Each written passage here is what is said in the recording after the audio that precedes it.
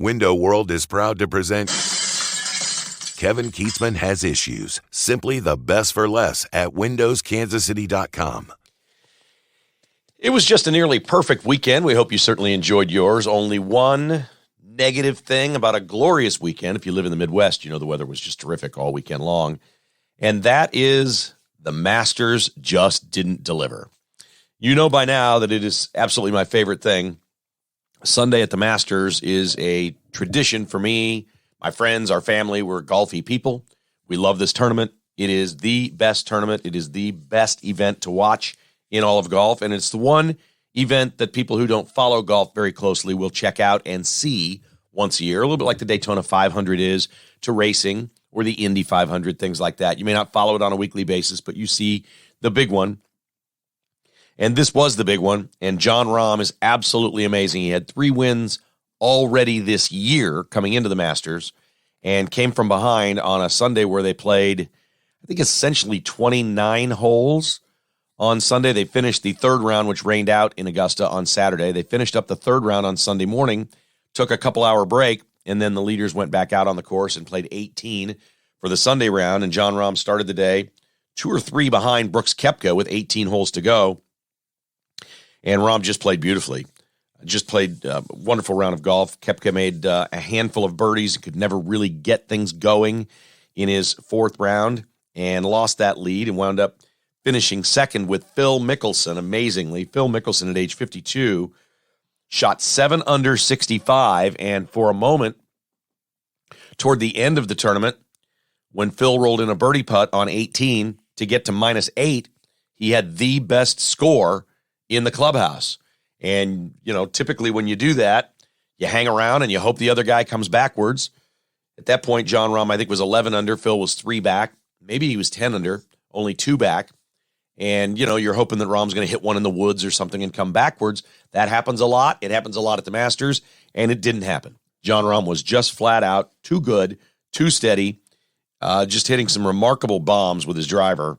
Insane how he turns an incredibly long course into something completely manageable and just overwhelmed it. Jon Rahm is a great, great, great Masters champion. I think people consider him the best player in the world right now. It was awesome to see Brooks Koepka back at top form. He's been injured for a couple of years, but prior to that, he won 4 majors in under 2 years. And at just age 32, Koepka's a guy that doesn't like to play a lot. He doesn't really like to play on the PGA Tour, which is why he left for the LIV Tour.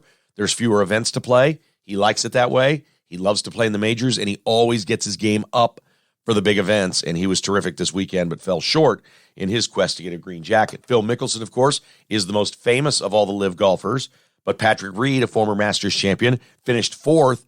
LIV Golf represented right at the top of this board, and a lot of people are talking about, wow, there really isn't much difference between the best players in the PGA Tour and on the LIV Golf Tour, and that certainly was borne out.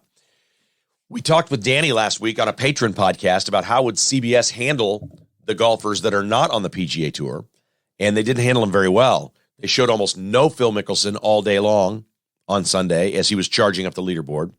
When he was tied for like 4th place, they have a little box in the corner on the screen that lists the top 5 golfers, the little leaderboard right there in the corner. And Phil was tied with the players at the bottom of that. I think it was Patrick Cantlay and one other golfer. They were maybe -4 or -5 at the time. And Phil was tied with them, but they put the other names up and not Phil. Like, his name was never on TV. They barely showed him. They showed him when he would make a birdie. Many times it was not live. They didn't show live shots of Phil Mickelson. They showed it after he made a shot or did something. They'd go back to it and show it. And we wound up maybe seeing, gosh, not much more than 6 or 7 shots that Phil Mickelson hit all day while shooting 65 and was the clubhouse leader. I didn't see an interview. I could be wrong. I did not see an interview. Normally, somebody goes to the clubhouse and has the low score, the lead in the clubhouse, especially a past champion like Phil. They grab him for a couple of words, and he says, well, you know, I'm not rooting against Rahm, but I'm staying here. I'm the leader in the clubhouse. I didn't see that. I thought the coverage was biased against the LIV golfers, incredibly biased. I think CBS is in on it. I think the Masters was in on it. I think the Masters is partial to the PGA Tour. I'm not blaming them for that. They can be on the side of the PGA Tour versus LIV Golf. They did not invite the chairman of LIV Golf, Greg Norman to the Masters. He was not there. Took a couple of shots at him, did not invite him to attend. So clearly they've decided that they like the PGA Tour better than Live Golf, but they also know they cannot have their tournament without these players from the Live Golf Tour. And that was borne out on this leaderboard, even though Jon Rahm from the PGA Tour did win, Brooks Koepka, Phil Mickelson finishing second, and Patrick Reed next, all from the Live Golf Tour, made it pretty obvious that we've got a very interesting setup in golf, and the Live Tour does have real players on it. There's a really cool footnote to Jon Rahm winning the Masters, and I think this is something we're going to see a lot of in the next few years. As the greatest athletes in the world are, entering into, typically the greatest athletes are in their 20s to late 20s in most sports. Patrick Mahomes is the same age as Jon Rahm, for example, 28 years old, right in their prime. I mean, it's just as good as it gets.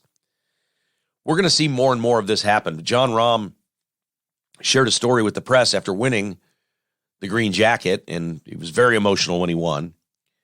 He shared a story and said, I tweeted out 10 years ago that I was going to win the Masters when I was a teenager. He was at a Panda Express, apparently eating with his friends. This is like his senior year in high school. He's 18, and he's at Panda Express, and he gets a fortune cookie that says, "Your talents will be recognized and rewarded." And he takes a snap of it at Panda Express, and he puts it on Twitter and says, "That's right, I'm going to win the Masters someday." And there it was on Sunday.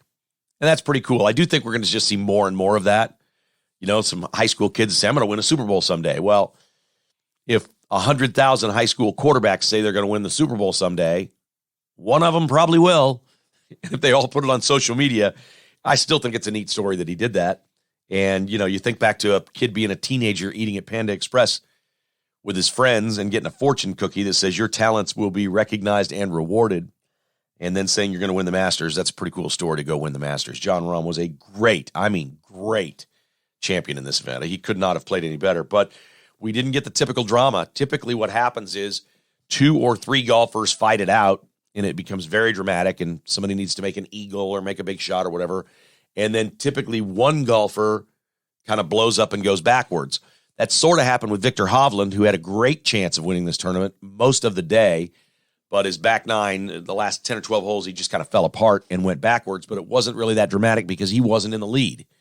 He got within a couple shots of the lead and then fell back, but that didn't really create the drama that you typically look for at Augusta National. It's something you can't really control, but sometimes you just got to tip your cap and say somebody was outrageously great, and that was Jon Rahm. He was just sensational in this tournament.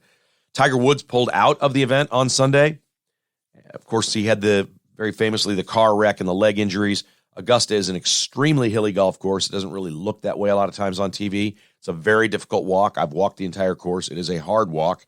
It will wear you out, and Tiger couldn't finish the tournament. He made the cut, but could not finish the tournament. It was just too painful with his legs, and we'll begin to ask questions like, is this his last go-round in all these things? Will he stop playing? Or, if you can't finish a golf tournament, should you be playing? I think people are going to start asking that about Tiger Woods. But a wonderful wet weekend at Augusta, but Sunday was just glorious. Sunday was just glorious. It was beautiful and sunny, and the weather was terrific for a Jon Rahm Masters Championship.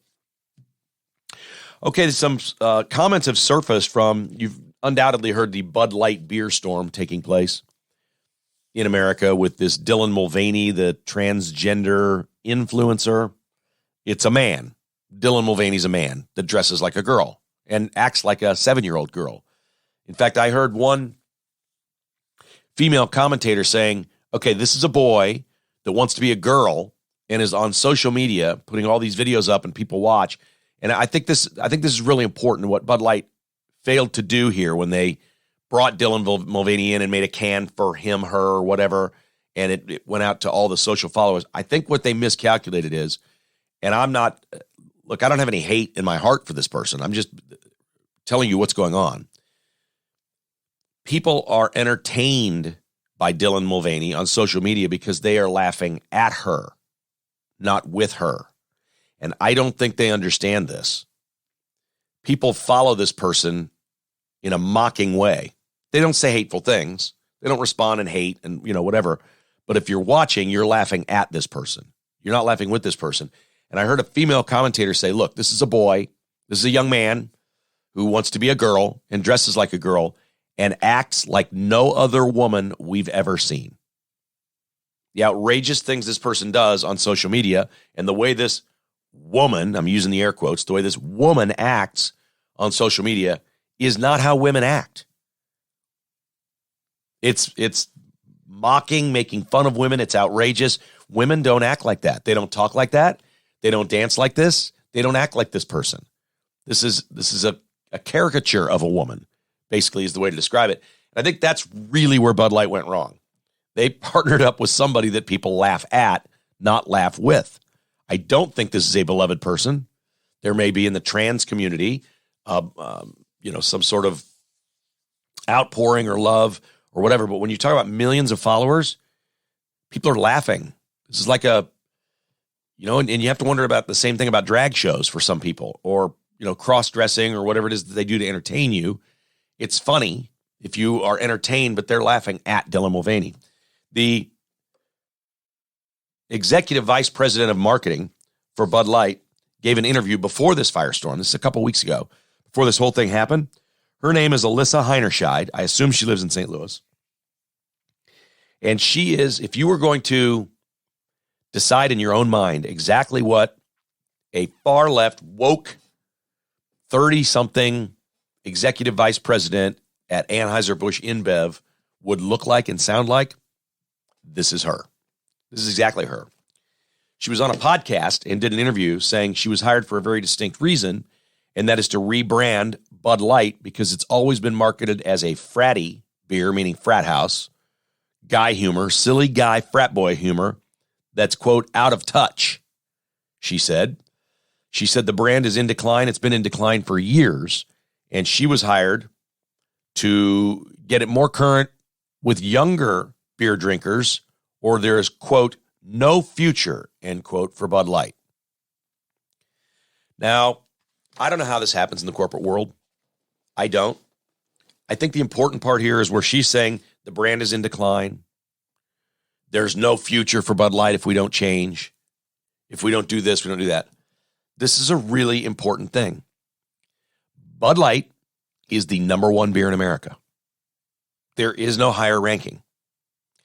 The beer market's getting fractured, obviously. Craft beers are just becoming more and more popular. Bud Light owns many of those brands, or Budweiser owns many of those brands. Budweiser has the fastest growing beer in America in Michelob Ultra. Their sales are going through the roof. They've branded it as sort of a fitness beer, if you will. So marketing does work.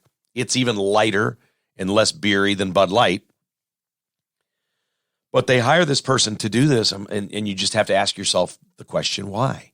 You're still the number one beer. You've got generations of loyal, ridiculously loyal customers and beer drinkers. Yes, you want new Bud Light drinkers, young people. Why can't you market to that? When is Bud Light going to be a female-dominated product? The answer is it's not. It's a dude beer. It's an inexpensive, very drinkable, sit down during a football game and have 6 or 7 of them, light beer. That's what it is.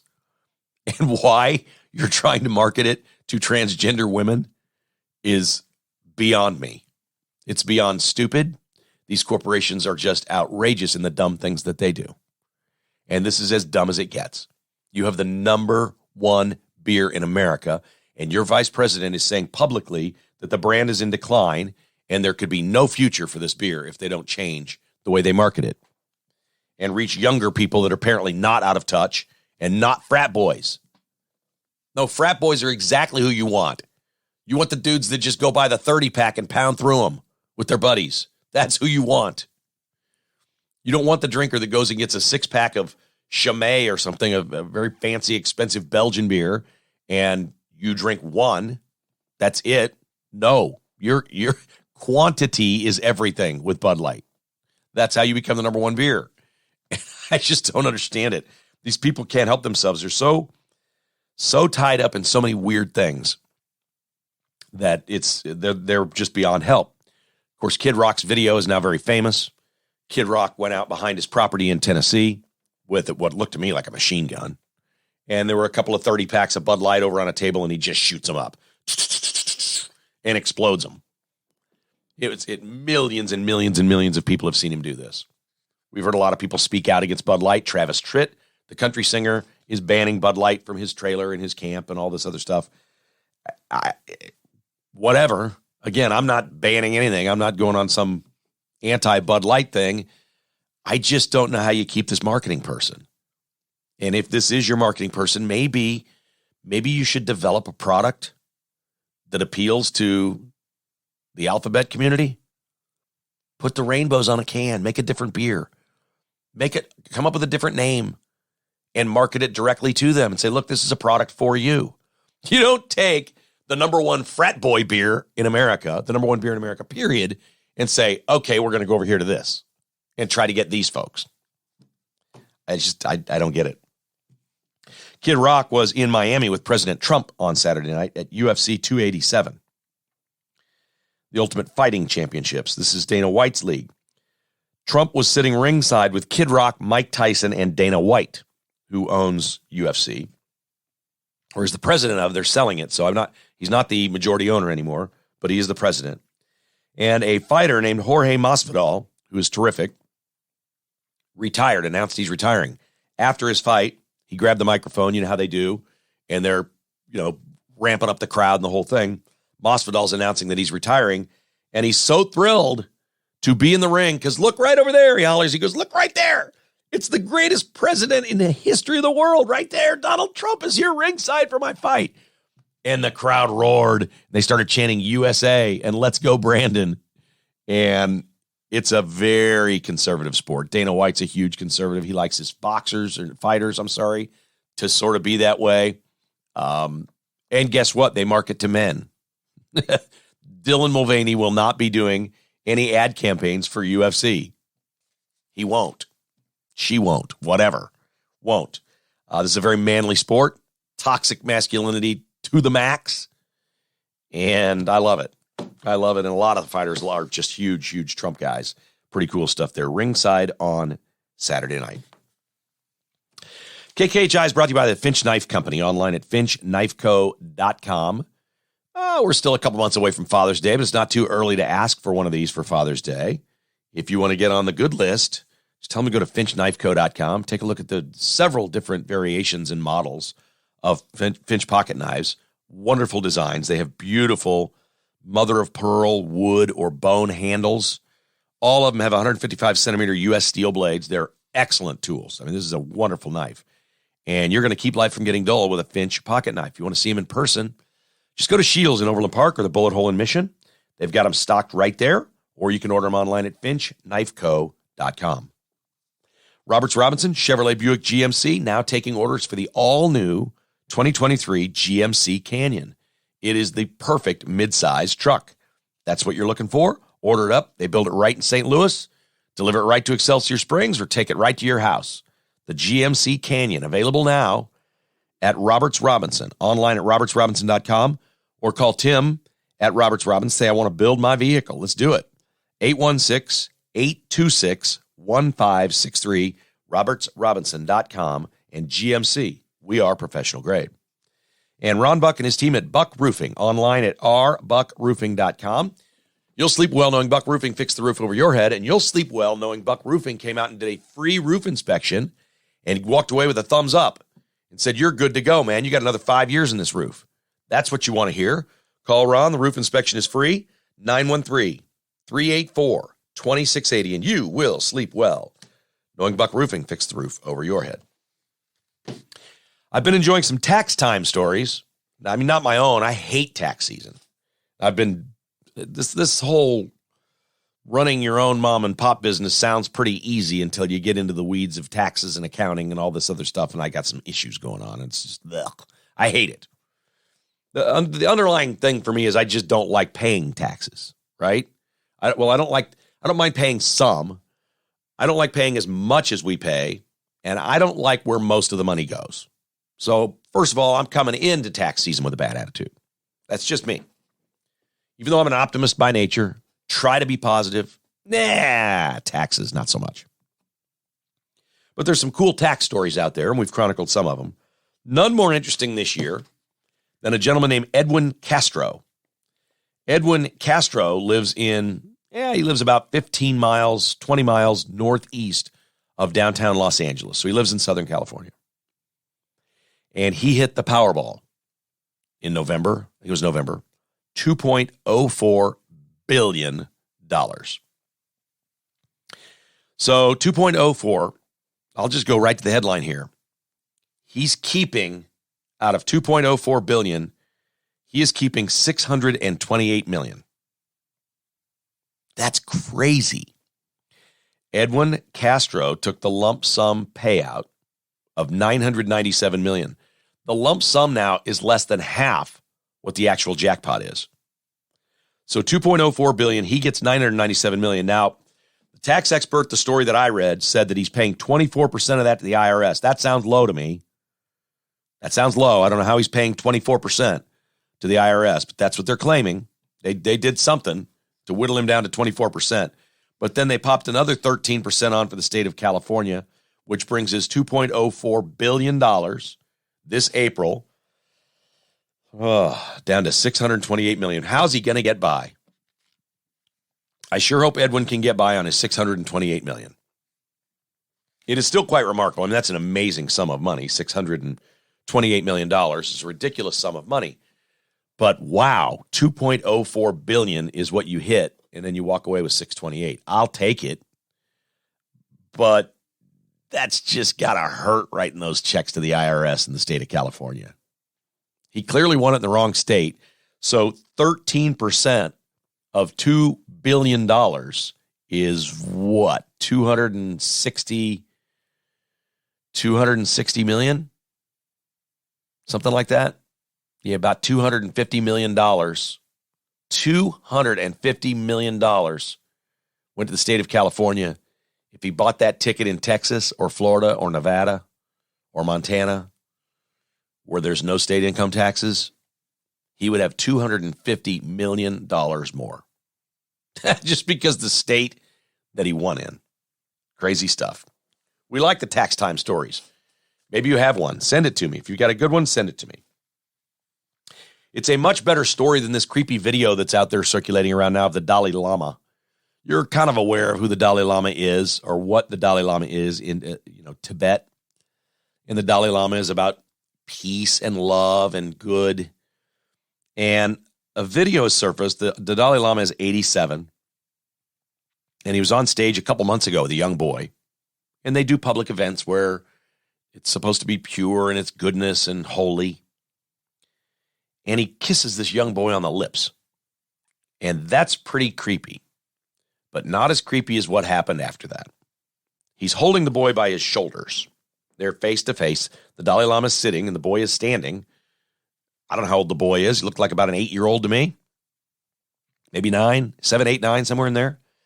And he's holding this boy and he kisses him on the lips.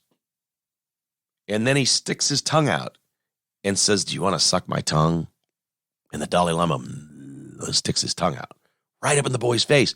And the boy leans in and it looks like he's getting ready to. And then that's where the video stopped that I saw. I don't know whether he did or didn't.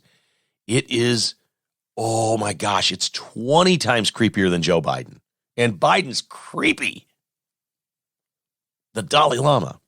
So they've apologized. The Dalai Lama's office has apologized.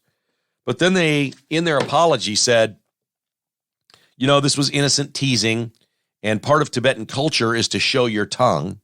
Apparently, it's a common thing in Tibet. You show your tongue to people? Okay, great. The Dalai Lama? I mean, you've put the apology out. That's great. But in the apology, don't say, well, it was innocent teasing. And, in Tibetan culture, we show our tongue. No. Apologize, move on, let everybody know that the Dalai Lama is a creepy old pervert at 87 that literally asked a little boy to suck his tongue. I have no idea what that is. There is really not any excuse. I don't care what your culture is. I don't care if you stick your tongue out all the time. Okay? 87-year-old man, 8-year-old boy, wrong. In any society, wrong on all levels. And it is, it is out there creepy if you haven't seen it. It's easy to find. If you want to see it, I'm not sure you want to see it. Don't do it on my recommendation. I'm just letting you know it's out there. And we've got, we're talking about world leaders or famous, important people that are looked up to. Well, Joe Biden has been passed on the creepy scale. Sniffing little girl's hair is not nearly as creepy as asking a boy to suck your tongue. Although Joe Biden, according to the diary, showered with his daughter. Oh, God, what is wrong with people? What is it? What is it with these people? There's been a big kerfuffle over National Public Radio in the past week. I don't know if you saw this story or not. NPR, you may have listened to it before or may not. It's very liberal. It's just liberal through and through. And NPR has hundreds of stations, affiliates around the country. And it's funded by your tax dollars. Again, this was what I was talking about, things I don't like our tax money going to. NPR and PBS are right at the top of the list. They should be competing in the marketplace with all the other broadcast outlets and operations that have to do it by their own hard work instead of the government funding it. So as Elon Musk is changing Twitter, last week, he designated on NPR's Twitter feed, which has millions of followers, below where it says NPR and what they are, he added the words state-sponsored media.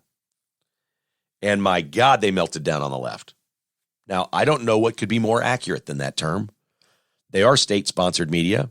They are hard left. It is completely one-sided. And of all the chicken spit things Republicans do, that we are like, they're, it's like, we feel like Democrats are ultimate fighters. Like they'll hold, punch, kick, they'll do anything. And what Republicans do back is just kind of slap and play patty cake. Softies. This is right at the top of my list. Why in the world do Republicans in America keep funding NPR and PBS by no choice of their own? Why don't our leaders stop this?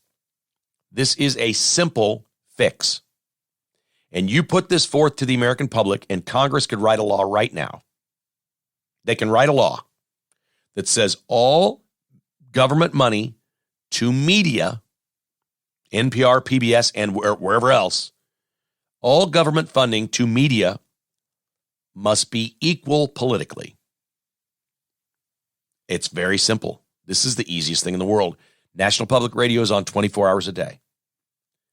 You give basically the Republican Party control for an hour, then you give the Democrat Party control for an hour.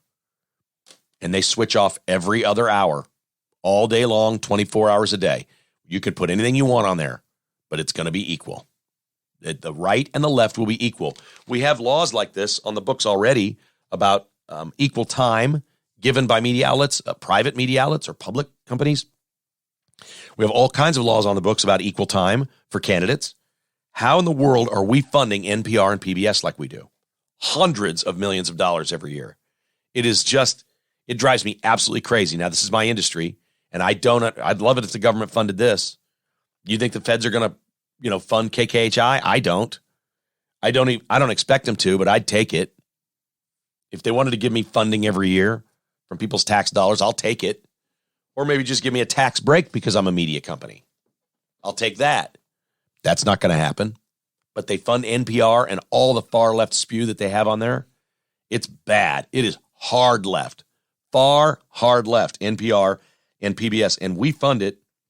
And they melted down because Elon Musk put on their Twitter thing that NPR is, quote, state-sponsored media. Well, over the weekend, Elon Musk changed. And when I heard he changed, I was like, oh, no, don't tell me he caved. He didn't. They've come up with another moniker to put. And they're doing this all over the world, by the way. It's not just here. It's Russia, Iran, China. There are media outlets that have Twitter feeds, and he's putting the same thing on those. And it says underneath, now, not state-sponsored media, it says government-funded media. It's more than appropriate. That's more than appropriate for people to know, here they are, this is what they are, this is government-funded. I think the consumer has a right to know that, and it should be labeled that way. And you'll probably agree with this. There is no way in the United States of America the government should be funding any media. None. Shouldn't be happening. The only thing I could see is, they used to have Voice of America. I'm not sure I know exactly what it's called now. They have a satellite channel or some options for military bases that they have specifically for service personnel around the world. I could see that. That's kind of like in-house. It's like in-house broadcasting or something. But NPR, PBS, no.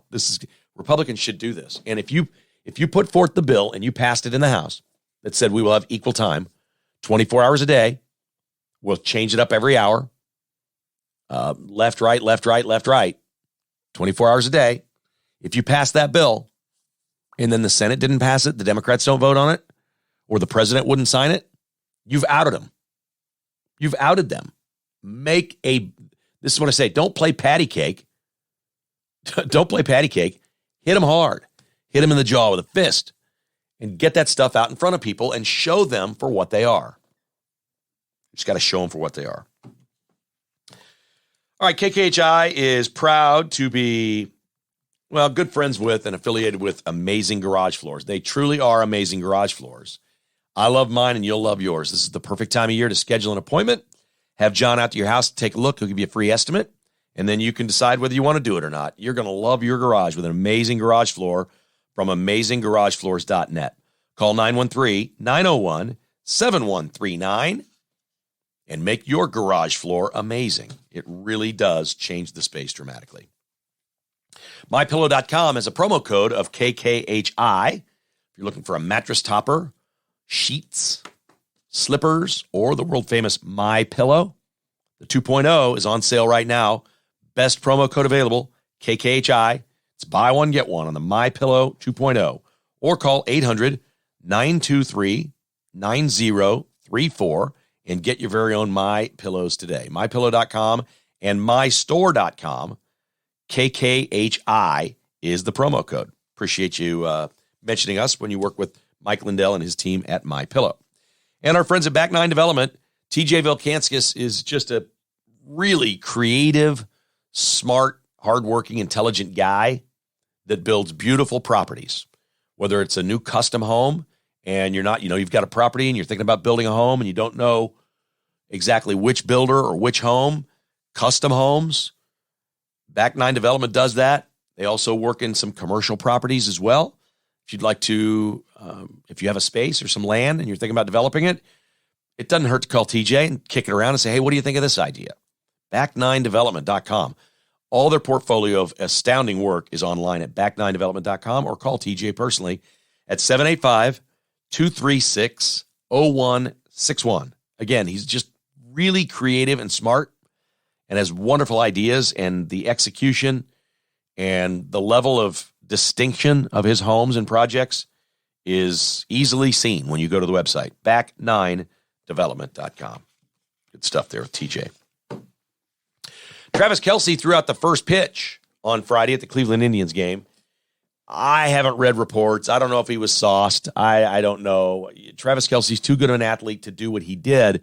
The ball barely made it halfway to home plate. He basically just stuffed it in the ground. Like maybe he's been spiking the football so long that it was inevitable that he was going to spike the first pitch. It was dreadful. And he went running to the catcher and hugged him and made a joke out of it like, I'm terrible. There's no way. We've seen Travis Kelce throw a football, right? We've seen that. It's not great, but it's certainly better than his baseball first pitch. It was the most Travis Kelce thing ever. That's the way I describe it. If you haven't seen it yet, it's among the worst you've ever seen. There's been some bad ones. Fauci's was terrible. I mean, there's been some really bad first pitches. My buddy Tony said, we were talking about it on Friday, he said, you know who threw out the best first pitch ever? And I hadn't forgotten it, but we just hadn't talked about it in a long time. He said, George W. Bush, right after 9/11. Do you remember that? That was an awesome scene. It was a perfect pitch, and it was really the right president at the right time. Truly. There was no, if something like that happened today, I'm just thinking out loud here, how would the Biden administration politicize that and blame the Republicans for it? because that's what they do. Somehow, some way, he would try to badmouth and blame the extreme MAGA Republicans. It's their fault with all this rhetoric. Or, George W. Bush clearly was an outstanding president at that moment. I was really disappointed in Bush's last couple of years. I thought his economics policies were a train wreck and bailouts and all the stuff he was doing. I was like, no, that's not what a Republican should be doing. And he did. We've now learned that most of those Republicans were more part of the apparatus, the deep state, if you want to call it that, than we ever really knew. But man, after 9/11, he was good. He was really, really good for America. I'm not talking about the war and invasion and all that stuff. I'm just talking about the months right after. Right president, right time. He handled it brilliantly. And I don't know when that first pitch was. Would that have been in October? Was it like 2 or 3 weeks later? I want to say it was closer than that. We shut everything down for several days. Sports didn't play for a while, I think. But it was cool. It was a great moment where he had the bullhorn when he visited New York City, ground zero, and then the first pitch, just spectacular. Much better than Travis Kelce's first pitch, which was in no way, shape, or form any good at all in any way. The Boston Bruins have made history in the NHL. We don't do a lot of hockey here, but man, you got to tip your cap to this one. In 1996, the Detroit Red Wings won 62 games. In 2019, Tampa won 62 games. Heading into Sunday's game, the Bruins had won 62 games. And then at Philadelphia on Sunday, Boston wins 5-3 and sets the NHL record for most wins ever in a season. 63 wins. That is pretty darn cool. The Boston Bruins are going to be a handful. They're going to be tough to beat, huh? In the Stanley Cup playoffs. A new movie opened up, and there's word on the street. Well, the movies are back. The theaters are not, 100% back because there's so much streaming. But I don't think I don't think there's any COVID linger to movies anymore. I think that's gone. I think the streaming is here forever, and the movies will never be exactly what they were. But people still like going to the movies, and they certainly like going to the movies when the movie is good, and it's something that everybody likes. A big, broad movie that anybody can go to and enjoy and escape reality for a couple hours. And that happened in a big way this weekend from a picture made by Universal Studios. Their animation division, I think it's called Illumination. Their animation division is on fire with the Minions movies and some of these other things that they're doing. They are taking over Disney as the #1 animation studio. And they just topped Disney's Frozen 2 for the best animated all-time opening, box office opening.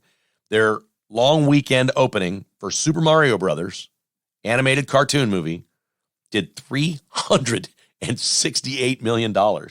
And it is not slowing down. It gets an audience rating of 96%.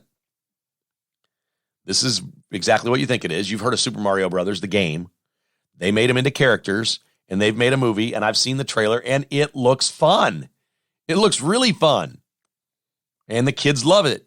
And who doesn't love kids' movies and animated movies? I do. I have zero difficulty at all ranking Toy Story in my top 5 movies of all time. The original Toy Story. I was so blown away. Now, my kids, I watched it 100 times because, we would get the VHS tape and just play it over and over and over. But the first time you went and saw it, you're like, this looks different than anything I've ever seen. This story is original. It's new. It's not some ripoff of something else. It's not just another Batman thing or Spider-Man or something like that. I was like, this is absolutely brilliant. Toy Story, the original. Some people thought Toy Story, the last one maybe was the best one. No, not even close for me. No, the original Toy Story. Just because you went and saw it and you went, wow, I just saw something completely different that I've never seen before, and it's fabulous. So Toy Story is definitely in my top 5 movies of all time. Definitely. No trouble doing animation that way. But now it looks like Universal is taking over Disney as the animation king as they're coming up with original things. They're taking characters from a video game and making movies out of it, and that's pretty cool. $368 million worth of cool. Frozen 2 held the previous record at like $330 million. Super Mario Brothers. If I had a grandbaby, I'd be going, man. If I had a grandkid, I'd be going to the Super Mario Brothers movie. I can guarantee you that. I need a grandchild. That's what I need. That's exactly what I need. All right, our final involves Taylor Swift. That's coming up in just a second. We are brought to you by Cross Kitchens, online at crosskitchenskc.com. I think they're starting my buddy's house this month. He's redoing his man cave. Woo! There better be some invitations coming. I better get the invite over there after this baby's complete because they're doing a complete remodel downstairs, and it's going to look great. CrossKitchensKC.com, 816-898-7047. And Advanced Medical Imaging, see what's inside. I was at a party over the weekend, a birthday party on Saturday night for a friend, and I didn't hear about this at the party. After the party, I heard about it, that there is a person, we're not going to do any names or anything here, but I didn't really realize this person's not a hypochondriac, but a real worrier about his health, like always worried that something bad's going to happen. Not convinced, but just worrying about it. And Jessica said, hey, what's the number over there at Advanced Medical Imaging? I'm recommending to this friend, go get the heart scan. Just get it done and see what's inside. I mean, that's a perfect phrase for exactly what Advanced Medical Imaging is. Now, you may need an MRI or a CT scan sometime, and this is the way to go. They use your insurance, and they don't make you wait 2 weeks to get your test. You can get in today or tomorrow. It's a beautiful thing, to be honest.